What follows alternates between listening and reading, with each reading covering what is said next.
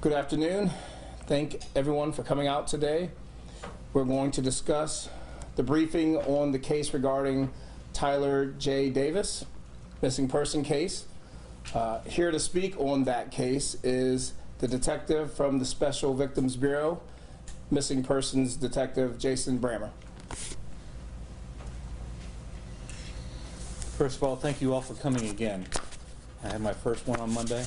You guys came again today, and I really do appreciate it. I want to bring attention to one of my missing persons cases. But Tyler isn't just a missing persons case.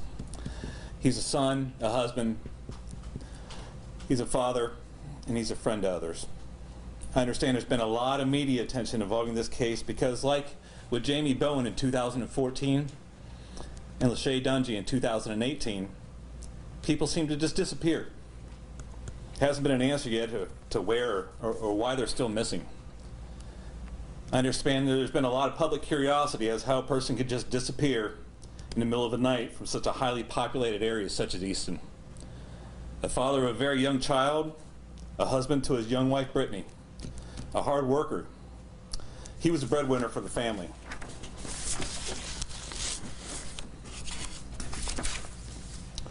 Tyler, Brittany, and their friend Sean met up at Easton to celebrate Brittany's birthday. They arrived at the Hilton Hotel, went out for drinks and to celebrate. After a night out together as friends and family, they took an Uber back to the hotel. 3:20 a.m. they arrived back at the Hilton. Brittany woke up Sean and Tyler so they could go to the room and get some sleep. Tyler was confused and still under the influence. Brittany woke him up. He thought he was being kicked out of the Uber at the wrong location and stormed off southbound away from the hotel, as you can see here as he's walking away. It was 56 degrees out in February, so it wasn't very cold. It was windy. It had been raining off and on that evening. Where is he now? I don't know. What I've made here is a map showing, using digital forensics, Tyler's path that he took on foot from the location. As you see, as I started away at the top at 3:20 a.m. when he did leave the Uber from right in front of the Hilton, 3:21 a.m. he continued his way southbound until he made it to Easton Commons, where he took a left-hand turn to go eastbound.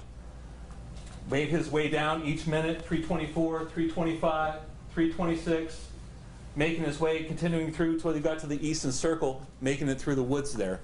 Walking through at 3:42 at night, in the middle of the night, empty parking lots, trying to find his way around. He didn't know where he was. Then he got all the way down to where you can see he actually made it down to where Abbott Labs here is at the bottom of the screen. Once he got to Abbott Labs, he went around the U-turn, the little roundabout right there, and made his way back up to at 3:52 a.m. where we have his last spot recorded. At 3:51 a.m. we have an audio recording that we're able to use with digital forensics to hear his actual voice.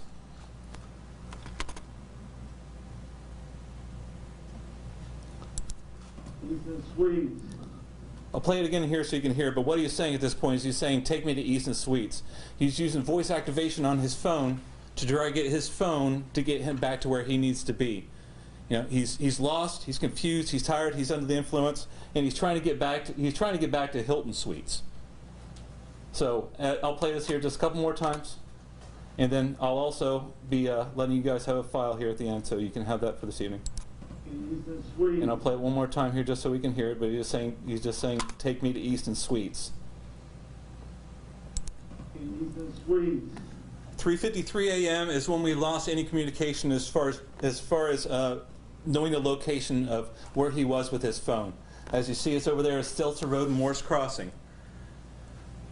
Highly populated area, well manicured and groomed. So our thoughts, where could he go missing in this area? That's where I have listed here. I have, first of all, the 353 area where we see it on the last GPS right here. And I did a half-mile circle perimeter around the entire area. What it's showing is just giving you a reference to how large the area is, and some areas that we might have some interest in that we've done multiple searches on already. Doesn't mean we're finished. We're still doing this. But you look over here to the west, there's kind of a denser wooded area along with a little water. Up the very top, we have construction going on in a little wooded area just north of and east of where the Hilton is. And over here, south of Abbott Labs, you can see that there's a large unpopulated woody area, which is also, and I'm learning this as the investigation went on, I didn't know at first, but there's a large swamp in this area. Now, we ended up doing, like I said, multiple searches over there. And as you see, this is a photograph that I took in waders, waist deep in water, as I'm walking around myself, along with all the other search parties, trying to find Tyler. It's deep. As far as you can see in that area, it's bad. It's thick. It's not like you can get a boat through there, and it takes a long time for us to get through the area. We had assistance from multiple agencies. Franklin County Sheriff's Office drone team. The Attorney General's office has been assisting us with our video evidence. Texas EquiSearch Midwest chapter was able to help us with sonar and to search a lot of the water areas in the area. Search and Rescue Ohio has been used on multiple occasions with their search and rescue dogs and volunteers. Security from Easton Town Center and Abbott Labs have been very helpful in our investigations. Extensive searches have been done in the area using several different detective bureaus, sergeants, lieutenants, commanders, CPD's dive team, and our helicopter unit. Why speak to the public at this time about Tyler? Is to keep his name in our minds.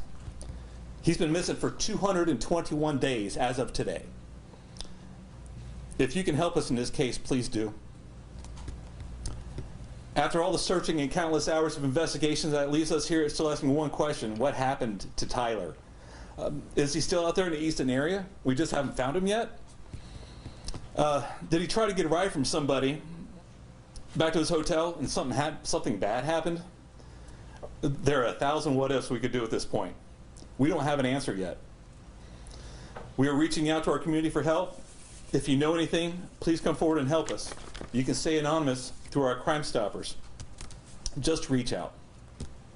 Thank you. At this point, I'm going to put these microphones over here, and we're going to give Brittany a chance to just say something. Thank you.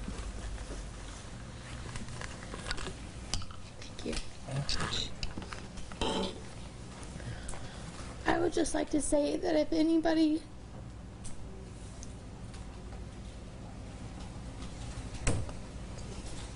has any information on what happened to Tyler or where he can be, to please come forward. It's been a really long time and our family deserves answers. That's good.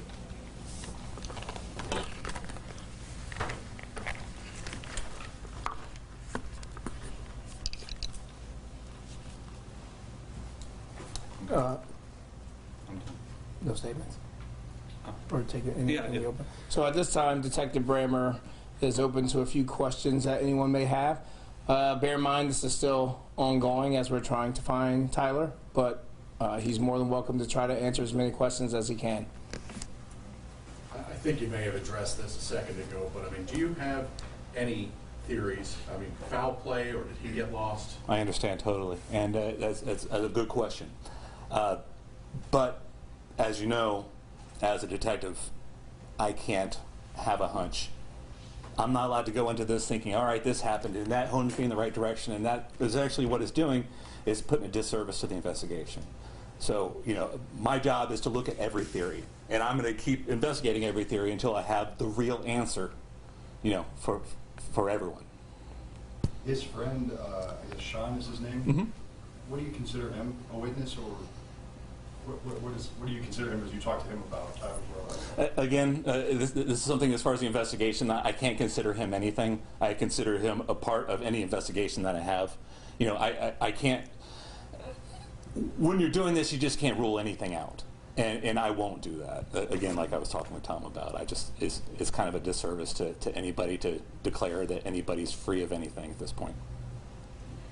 Go ahead. When you've been doing these searches in these various areas near there, have you found any sort of evidence that leads you to believe you're on the right path, that, you know, there's a clue, a piece of clothing, Right. help? I wish.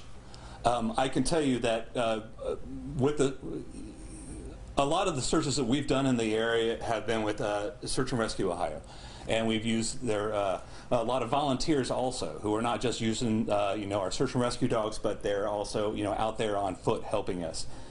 Again, along from commanders all the way down to our detectives in different bureaus. We've had a lot of people out there searching, and we continue to do so because, like I showed you guys, and we'll go back to this again, this is not an easy area to search, and this is very difficult. And I think that we're not going to say at this point, first of all, no. Let me give you the short answer. We have not found any evidence yet. That doesn't mean that we have stopped looking for evidence, because we still are.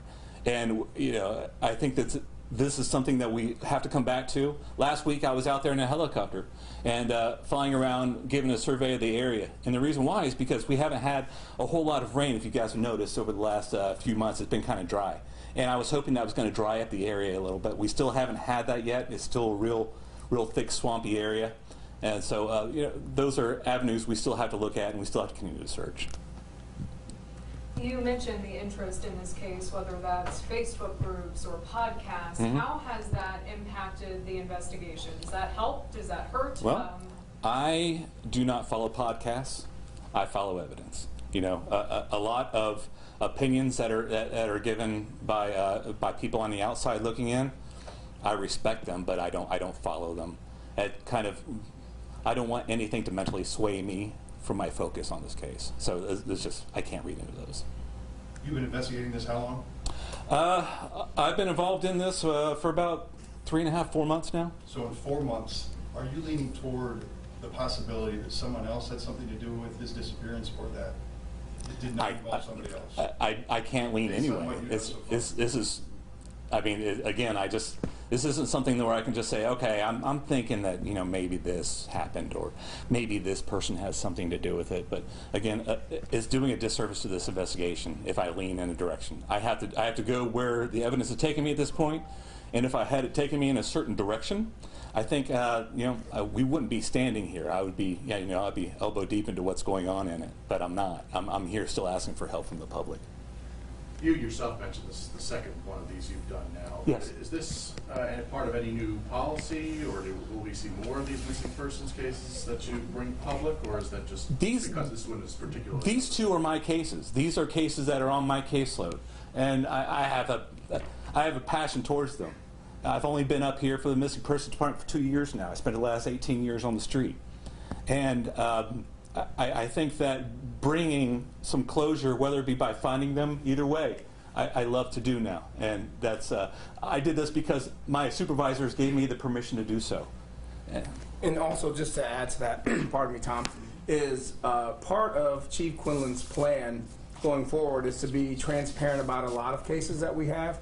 And in the past, CPD, maybe we have not used the exposure of the media's help, of the public's help, to get information out there. So moving forward, part of his plan of being transparent as a police department is to get out there and really push some of the things that we need. This is a community effort, okay? It's not just about Columbus police officers. Obviously, we can't do it all by ourselves.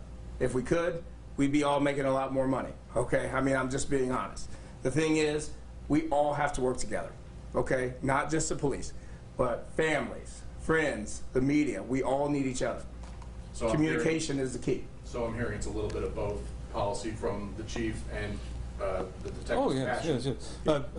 It comes down the chain. So yeah, I'm there and willing to step forward anytime I'm needed to help out. And I did it twice this week, and however else I can help our unit become better, I'm here for it. Detective, can you talk about the swamp area a little more? How many acres Yeah, let me go. that you're looking at, or how big of an area is that to look? Let me give you a little highlighted area here. I'll give a little view of the wetlands. And what I'll do is, when this is over, I'm going to email people the digital versions of this so you can have it, and it'll look a little prettier than what we have here on the screen.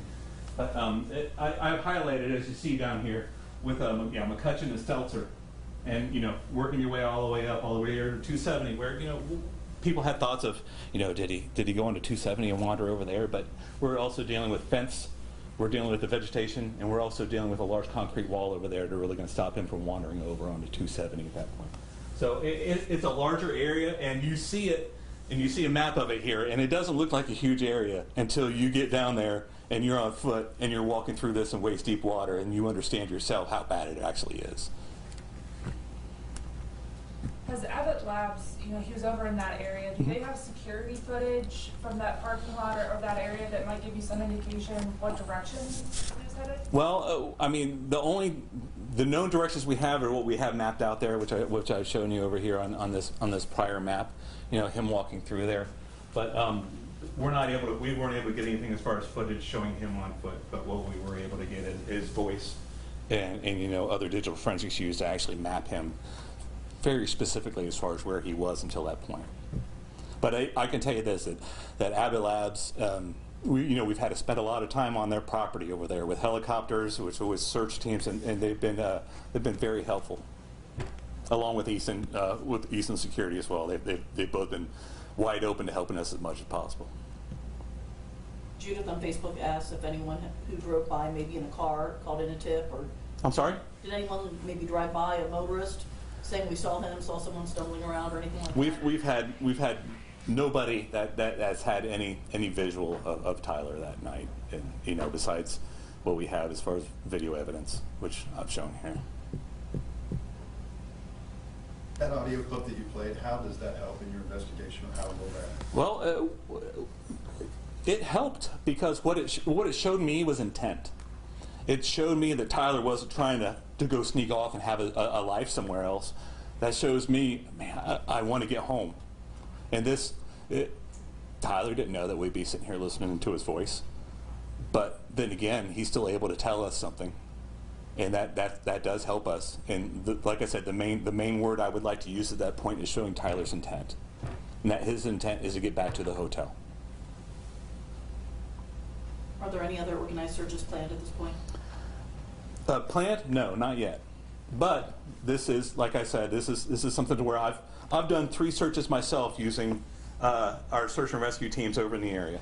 I know that, and again, the other searches I did aerially, where I've been there as well. So I've been involved in 6 of them so far, and we're going to continue to do so.